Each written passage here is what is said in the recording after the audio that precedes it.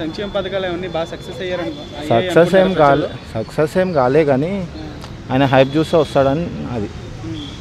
సంక్షేమ పథకాలు ఆయన ఇచ్చే సంక్షేమ పథకాలు ప్రజలందరికీ అందుతున్నాయి అనుకుంటారా? అందట్లేవు అవి. కాకపోతే ఇక ప్రజలు ఏంటంటే చాలా వరకు చూసుకుంటే మాత్రం ఇప్పుడు పవన్ కళ్యాణ్ చంద్రబాబు నాయుడు ఉన్నారు కదా, వాళ్ళిద్దరు ఒకటి అయిపోయారు. ఇప్పుడు ఏంటంటే ఇప్పుడు మన చంద్రబాబు నాయుడిని చూస్తే ఆయన ఏజ్ అది అనుకుంటున్నారు. ఇప్పుడు ఏదైనా జగన్కి హైప్ ఉందని అందుకని ఆయన వస్తాడు అంటున్నాను. ఓకే, కూడా పెద్దగా అంతగా ఫేవర్గా లేదు. Might be like sound in terms of fan base, but then voting వచ్చినప్పటికీ అంతగా పెద్దగా అవ్వలేదు. That being the prime reason like మళ్ళీ ఇంకా జగనే మళ్ళీ వస్తుంది, ఇర్రెస్పెక్టివ్ ఏం చేసినా చేయకపోయినా. యా ఇప్పుడున్న సిచ్యువేషన్లో అట్లానే ఉంది. బికాస్ మిగతా ఏమీ ఆపోజిషన్ స్ట్రాంగ్గా ఉన్నట్టు కనిపించట్లేదు. ఆ ఇష్యూస్ అన్నీ ఉండడం వల్ల మేబీ ఆ ఇష్యూ ఏమీ లేదు అంటే దెన్ మైట్ బీ అప్పుడు ఇంకేమైనా రావడానికి ఛాన్సెస్ ఉన్నాయి అంతే. జగన్ గారికి చంద్రబాబు నాయుడు గారికి డిఫరెన్స్ చెప్పండి, ఏం చెప్తారు? చంద్రబాబు నాయుడు అయితే ఇన్ పాస్ట్ ఇయర్స్ డన్ మెనీథింగ్, చాలా చేశారు మనకి. కానీ ఇప్పుడు అది ఎవరు గుర్తు అయితే లేదు ఎవరికైనా. జగన్ అయితే ఏదో స్కీమ్స్ ఉన్నాయి, అది అయ్యిందా లేదా అని సెకండరీ, కానీ జనాలకి ఇప్పుడు తెలుసు జగన్ ఇన్ని స్కీమ్స్ వచ్చాయనేసి. ఇంప్లిమెంటేషన్ సెకండరీ అంతే. లాస్ట్ క్వశ్చన్ ఏంటంటే 2014లో బాబు గారు సీఎంగా ఉన్నప్పుడు హామీలు ఇచ్చారు, 2019లో జగన్ గారు కూడా హామీలు ఇచ్చారు. హామీలని ఎవరు ఎక్కువగా నిర్వర్తించారంటే ఏం చెప్తారు? ఎవరిని ఎక్కువ నెరవేర్చారంటే ఏం చెప్తారు? ఆబ్వియస్లీ కంప్లీషన్గా చేశారు అంటే చంద్రబాబు నాయుడు, బట్ స్టిల్ ఎందుకంటే జగన్ స్టార్ట్ చేశారు, మెనీథింగ్ స్టార్ట్ చేశారు కానీ కంప్లీషన్ ఎప్పుడు అవ్వలేదు. అందుకే అంటే రెండోసారి కూడా ఇప్పుడు జగన్ గారు వస్తారంటారా? యా పథకాలు అవన్నీ సక్సెస్ అయ్యారంటారా సంక్షేమ పథకాలు ప్రజల్లో? అది అంతగా మేజర్గా సక్సెస్ అవ్వకపోయినా జనాలందరికీ తెలుసు. బికాస్ మెజారిటీ ఆఫ్ ద పీపుల్కి తెలుసు ఇలాగ పథకాలు ఉన్నాయి, అవుతున్నాయి అన్నట్టు ఒక ఓపులో ఉన్నారు. కాబట్టి ఆ ఓపు కోసం అన్నా మళ్ళీ వేస్తారంట. రెండోసారి కూడా వేస్తారు. Thank you. Last question, 150 seats వచ్చినాయి పోయినసారి జగన్ గారికి, సో ఈసారి అన్ని రాకపోవచ్చా? మేబీ ఎన్ని వస్తాయి? పార్టీని ఫామ్ చేసే సీట్స్ అయితే వస్తాయా గవర్నమెంట్? మెజారిటీ అయితే ఉంటుంది. ఆంధ్రప్రదేశ్లో నెక్స్ట్ ముఖ్యమంత్రి ఎవరు అనుకుంటున్నారు? టీడీపీ. ఎందుకు టీడీపీ అనుకుంటున్నారు? గట్టి మాట. ఎందుకంటే ఇప్పుడు జగన్ వచ్చిన తర్వాత చేసింది ఏం లేదు, మోసం తప్ప జరిగింది ఏం లేదు. కాబట్టి టీడీపీ మీద నమ్మకం ఉంది. మోసం జరిగిందని చెప్పుకోవచ్చు జగన్ గారి పరిపాలనలో? ప్రత్యేక హోదా అన్నాడు, మెడలు వంచుతా అన్నాడు, 20 మంది ఎంపీలను తీసుకెళ్ళి ఢిల్లీ ముందు నిరాహార దీక్ష చేస్తే ఎందుకు రాదు రాజధాని అన్నాడు. దాని గురించి పట్టించుకున్నదే లేదు. మొత్తం మీద ఏంటంటే ఫ్రాడ్ తప్ప ఆడు ఇంకేం లేదు. జగన్ గారు అంటేనే ఆడు ఫ్రాడ్. ప్రాజెక్ట్ కంప్లీట్ చేస్తామని చెప్పారు కదా, నిజంగానే చేసుకో. పోలవరం ప్రాజెక్టు కాదు కదా, వాడంత డెకాడ్ గాడు అంటే ఇప్పుడు ఆ వైజాగ్లో ఉన్నప్పటి నుంచి ఫస్ట్ నుంచి వాడు గెలిచిన కాడ నుంచి వాడు చేసింది ఏం లేదు. వైజాగ్లో విషవాయువు రిలీజ్ అయిపోయిన తర్వాత జనాలు చచ్చిపోతే వాడు జనాలతో మాట్లాడకుండా వాడు ఏం చేశాడు, లోపలికి వెళ్ళి వాళ్ళతో డీల్ మాట్లాడుకొని వచ్చాడు. బయటకు వచ్చి జనాలు చేస్తే ₹1 కోటి ఎక్స్గ్రేషియా ప్రకటించాడు తప్ప జనాల గురించి ఆడు పట్టించుకున్నది ఏం లేదు. పోలవరం అంటే ఆడి పెట్టుకున్న ఎంపీలే దరిద్రులు. ఒక్కడు కూడా ప్రతి ఒక్కడు సినిమా రివ్యూలు చెప్పడానికి, సినిమా క్రిటికల్ చెప్పడానికి తప్ప ఎవరికి కూడా రాజకీయం పట్ల నాలెడ్జ్ లేదు. ఐటీ మంత్రి అంటాడు, ఆడొక వేస్ట్ క్యాండిడేట్.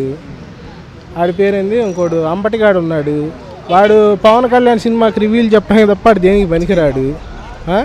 ఆ రోజే ఉంది ఆమె జబర్దస్తులకి రివ్యూలు ఇచ్చుకోవటానికను, ఇది కరోనా టైంలో గుత్తొంకాయ అట్ట చేయాలి అట్ట చేయాలి తప్ప రివ్యూలు ఇస్తానికి తప్ప దేనికి పనికిరాదు. ఈయన బటన్ నొక్కడానికి తప్ప దేనికి పనికిరాడు జగన్ బటన్ రెడ్డి. సంక్షేమ పథకాలు చాలా బాగా చేశారు, ప్రజలు చాలా ఉపయోగపడుతున్నాయని చాలామంది అభిప్రాయపడుతున్నారు ప్రజలు. సో దాని మీద మీ అభిప్రాయం ఏంటి? సంక్షేమ పథకాలు ఇస్తా అంటున్నాడు. సంక్షేమ పథకాలు ఎవరి జనాల డబ్బులు. ప్రతిదానికి జగనన్న దీవెన, జగనన్న అమ్మఒడి అని ఎట్టా ఇస్తున్నాడు. మరి అభివృద్ధి ఏది? అభివృద్ధి ఉండాలి కదా. అంటే కంపెనీస్ తీసుకొచ్చామని చెప్పారు కదా జగన్ గారు. వాడి బొంద తెచ్చాడు. ఒక కంపెనీ తెచ్చాడని చెప్పండి, ఒక కంపెనీ వాడు తెచ్చిన కంపెనీ ఏముంది చెప్పండి. టీడీపీ ఉన్నప్పుడు కియా వచ్చింది, రాజధాని విషయంలో ఒక 20% 30% అనేది జరిగింది. పోలవరం విషయంలో కూడా దాదాపు మ్యాక్సిమం పెట్టుబడులు కానీ అన్నీ జరిగినాయి. వీడి విషయంలో ఏం జరిగింది? సంక్షేమ పథకాలు, ఒంటరి స్త్రీ మహిళా పెన్షన్లు ఇస్తానికాను జనాల ఆడవాళ్ళని పిలిచి నొసట మీద ముద్దులు పెడతానికి తప్ప దేనికి పనికి వస్తాడు? సంక్షేమ పథకాలు ఇస్తాడు, ఎవరు డబ్బులు ఇస్తున్నాడు?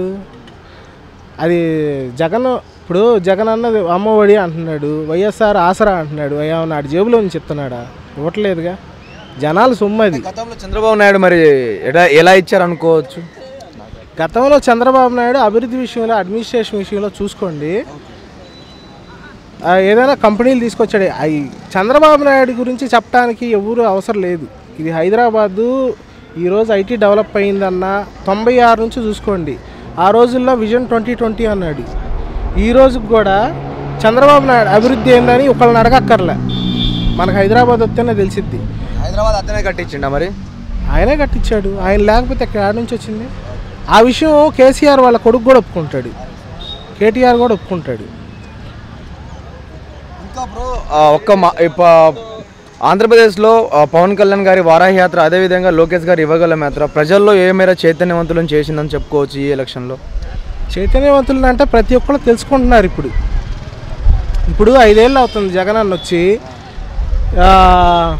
ఇప్పుడు మద్యపానం నిషేధం అన్నాడు.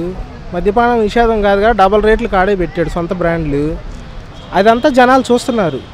పవన్ కళ్యాణ్ కూడా ఇప్పుడు తను నిస్వార్థ రాజకీయం చేస్తున్నాడు, ఈ విషయంలో ఒప్పుకోవాలి. ఎందుకంటే తను ఈ రోజుకి కూడా ముఖ్యమంత్రి పదవి కావాలనో లేదంటే ఆ పదవి కావాలనో చేయట్లే.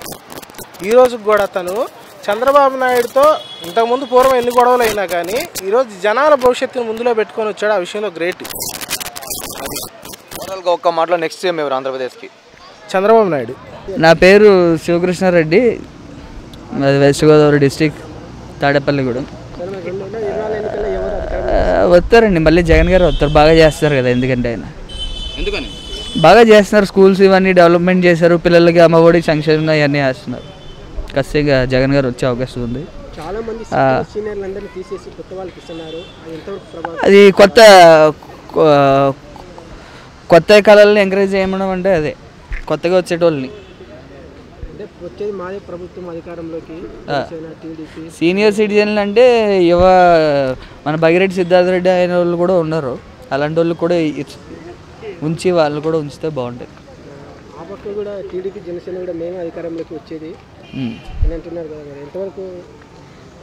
వస్తారు, ప్రజలు మెచ్చుకునే నాయకుడు ఎవరో అప్పుడే తెలుసుద్ది కదా.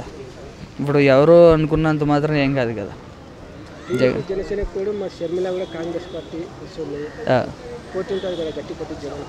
ఉండుద్ది, ఖచ్చితంగా ఉండుద్ది. ఎందుకంటే వాళ్ళ ఇంట్లో మనిషి వాళ్ళకి వ్యతిరేకంగా వేరే పార్టీలో ఉన్నప్పుడు ఉండదా. మంత్రి రోజాకి ఈసారికి చెప్పండి మూడో జాబితాలో కూడా మంత్రి రోజా పేరు లేదని వార్తలు వస్తున్నాయి కదా, అంటే ఈసారి టికెట్ ఇవ్వమని. దాని మీద మీ అభిప్రాయం ఏంటి? నజరీ ప్రజలను అడిగితే తెలుస్తుంది భయ. అది నజరీలో ఆమె ఇంటి ఓన్లీ నగరీ కాదు కదా, ఏపీ పర్యాటక శాఖ మంత్రి కదా, తెలుసుద్ది భయ. ఆవిడ బాగా చేసి డెవలప్మెంట్స్ బాగుంటాయి. రిషికొండ బీచ్ దగ్గర ఏదో కడుతున్నారు మొత్తం మీద, అవి కూడా అభివృద్ధి చేసి ఉంటే కనుక మంత్రి ఆర్కే రోజాకి మళ్ళీ సీట్ ఇచ్చేటోళ్ళు కదా, ఇవ్వట్లేదు ఎందుకు? ఇస్తారు భయ, ఖచ్చితంగా ఇస్తారు. మూడో జాబితాలో కూడా పేరు లేదని వస్తున్నాయి మనకు వార్తలు. ఫైనలిస్ట్ కదా, ఆల్రెడీ ఆవిడ అఫీషియల్గానే అనౌన్స్మెంట్ చేసింది, నాకు సీట్ ఉన్నా రాకపోయినా జగన్మోహన్ రెడ్డి గారు వెనకాల ఉంటారని చెప్పేసి. అది ఎందుకు ఇవ్వట్లేదు? అది చెప్పలేం భయ, ఎందుకు ఇవ్వట్లేదు అంటే ఏమో అభివృద్ధి చేశారో చేయలేదో అన్నది ఈ ఎన్నికల టైంలోనే తెలుస్తుంది. 3 నెలలే ఉంది కదా ఎన్నికలకి. 3 నెలలే ఉంది ఇంకా ఎన్నికలకి.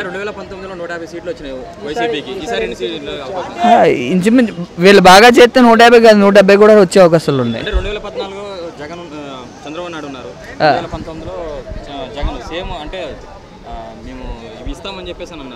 సంక్షేమ పథకాలన్నీ బాగానే ఇచ్చారు, అందరూ ఇస్తున్నారు అని చెప్పేసి అన్నారు, ఇచ్చారు, అన్నీ బాగానే ఉన్నాయి ప్రతిదీ కూడా.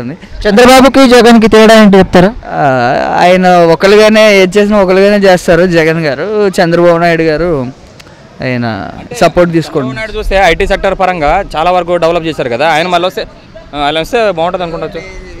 ఈ వైఎస్ఆర్సీపీకి ఓటు వేయాలంటే ఓన్లీ జగన్మోహన్ రెడ్డి గారిని చూసే వేయాలి. ఈ అమర్నాథ్ గారు ఇలాంటి వాళ్ళు అందరూ అదంతా చెత్త స్ట్రాచ్ అంతే. అది ఏదైనా అంటే కనుక ఐటీ మినిస్టర్ ఆయనకి ఇవ్వడం కరెక్ట్ కాదు. ఏపీలో ఒక డెవలప్మెంట్ లేదు, ఒక కంపెనీస్ కూడా లేవు ఐటీ సెక్టర్స్లో. ఉదాహరణకు మన కేటీఆర్ రామన్న గారు చూస్తే మీకు అర్థమైంది. ఈ 5 సంవత్సరాల్లో జగన్ చేసిన అభివృద్ధి పనులు చెప్పండి కొన్ని. జగన్ చేసిన అభివృద్ధి పనులు అమ్మఒడి వేయడం, స్కూల్స్ అన్నింటినీ గవర్నమెంట్ స్కూల్ అన్నింటినీ డెవలప్ చేయడం, పిల్లలందరినీ ఇంగ్లీష్లో మాట్లాడేలా చేయడం. ఈ 3 చేస్తే గెలిచిపోతారా? ఈ 3 చేస్తే మెయిన్ అవే కదా. ఎడ్యుకేషన్ అనేది చాలా ఇంపార్టెంట్ అందరికీ. నిరుద్యోగులకు ఎన్ని ఉద్యోగాలు ఇచ్చారు? నిరుద్యోగాలకి ఉద్యోగాలు వస్తూనే ఉన్నాయన్నారు. వాలంటీర్లు ఉద్యోగాలు ఇచ్చారు ప్రజెంట్, అవే కొనసాగుతుంటాయి వాలంటీర్ ఉద్యోగాలు. 10th పాస్ అయినా, ఇంటర్ పాస్ అయినా, డిగ్రీ పాస్ అయినా వాలంటీర్ ఉద్యోగాలు ఖచ్చితంగా చేయాల్సిందే. 2024 సీఎం ఖచ్చితంగా వస్తే బాబు వచ్చినా పర్వాలేదు, రావాలి ఖచ్చితంగా. డెవలప్మెంట్ ఉండాలి మాకు.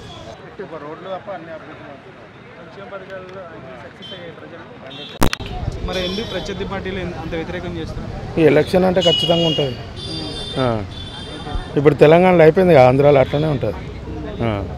జగన్ 100% 110 సీట్స్ వస్తుంది ఈజీగా. అంటే పోయినసారి వచ్చినట్టు 150 రాదు, 110 అయితే 100% వస్తుంది. రెండోసారి కూడా జగన్ గవర్నమెంటే వస్తుంది. మరి షర్మిల గారు కాంగ్రెస్లోకి వెళ్ళారు. ఇప్పుడు మళ్ళీ ఆంధ్రాలో నెక్స్ట్ ఎలక్షన్స్లో ఈ కూటమి పార్టీకి సపోర్ట్ చేస్తే జగన్ మొత్తానికి ఒంటరోడు అయిపోయేటట్టు కనిపిస్తున్నారు కదా, మీరేమనుకుంటారు? జగన్ రాజకీయ ప్రలోభాల మీద ఎవరు వచ్చినా ఏం కాదు. కాకపోతే కొన్ని సీట్స్ తగ్గుతాయి కాబట్టి, కానీ మళ్ళీ వైఎస్ జగనే వస్తారు. అదేంటి ఒంటరిగా వస్తున్నాడు, గెలుస్తారంటారు? 100% గెలుస్తారు.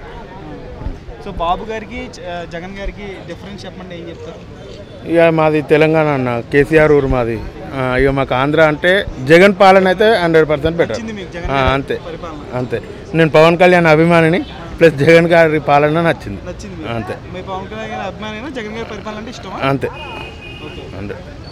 సో నెక్స్ట్ 170 సీట్లు ఉన్నాయి కాబట్టి గెస్ట్ చేయండి, అసలు ఎంత వస్తాయి? 110 వస్తాయి. 110 ఈజీ రావు. 170 మేమే అంటున్నారు.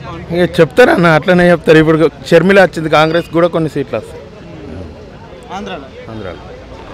సో ఓవరాల్గా ఎంతమంది వచ్చినా జగన్ గారు 100% సీఎం.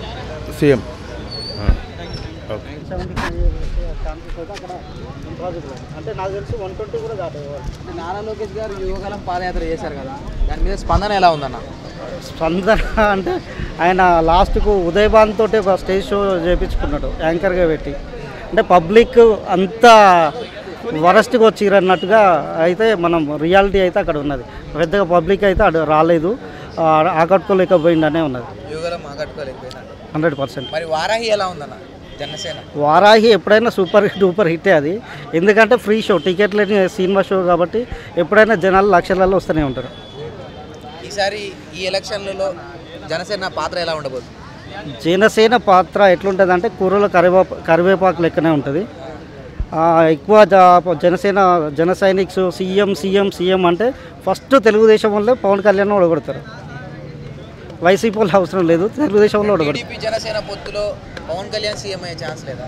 ఇంపాసిబుల్, ఎప్పటికీ కాలేదు పవన్ కళ్యాణ్ ఎప్పుడైనా. అంటే పవన్ కళ్యాణ్కి అయ్యే అన్నీ ఉన్నాయి. ఆర్థిక బలం ఉంది, కుల బలం ఉన్నది, ఫ్యాన్ ఫాలోయింగ్ ఉంది. ఆయన ఎప్పుడైతే కన్స్ట్రక్టివ్ అంటే గ్రామ స్థాయి నుంచి ఆయన ఒక క్యాడర్ని నిర్మించుకుంటే మాత్రం సీఎం అవుతాడు, ఏదో ఒకరు సీఎం అవుతాడు. కానీ ఒకసారి బీజేపీకి సపోర్టు, ఒకసారి టీడీపీకి సపోర్ట్ అంటే ఆయన జీవితంలో సచ్చే వరకు కూడా సీఎం కాలేదు. మరి ఆంధ్రాలో పథకాలు ఎలా ఉన్నాయి అంటే వాళ్ళు ఏమనుకుంటారు ఏమో కానీ ఆంధ్రలో పథకాలు ఎట్లున్నాయంటే శిలాపలకాలు ఎత్తే దానికి ఖర్చు ఎక్కువ అవుతుందేమో డైరెక్ట్ అకౌంట్లోనే వేస్తున్నారు పైసలు. అంటే జగన్ అంటే వేస్ట్ అవుతుంది, శిలాపలకానికి మళ్ళీ ఒక తాప మేస్త్రి కావాలి, దానికి రాయి కొనుక్కు రావాలి, ఖర్చు ఎందుకంటే డైరెక్ట్ అకౌంట్లలో వేస్తున్నారు. మరి అట్లా డబ్బులు ఇవ్వడం వల్ల జనాల్ని సోమరిపోతులు చేస్తున్నారు, ఎందుకు అట్లా పథకాలు డబ్బులు వేస్ట్ చేస్తున్నారు? జనాలు కూడా ఎవరు వద్దని అయితే అనట్లేదు కదా, జనాలు కూడా అట్లనే అలవాటు పడిపోయారు, జనాలు కూడా తీసుకుంటారు. అవతల ఉన్నటువంటి ఆపోజిషన్ కూడా మీరు అకౌంట్లలో పైసలు వేయొద్దు, మేము వస్తే అట్లా ఏమని మాత్రం వాళ్ళు చెప్పట్లేదు. ఇంకా వాళ్ళు మేము ఫ్రీ బస్సులు పెడతాం, లేకపోతే ఆయన ఇచ్చే ఉచితాల కంటే ఎక్కువ ఇస్తామని అంటున్నారు. జగన్ ఉచితాలు ఇస్తారు, అవతల తెలుగుదేశం పార్టీ కూడా అంతకంటే ఎక్కువ ఉచితాలు ఇస్తామని అంటుంది. ఎక్కడికంటే దరిద్రానికి దారి తీస్తుంది, సర్వనాశనం కావడానికి దారి తీస్తుంది.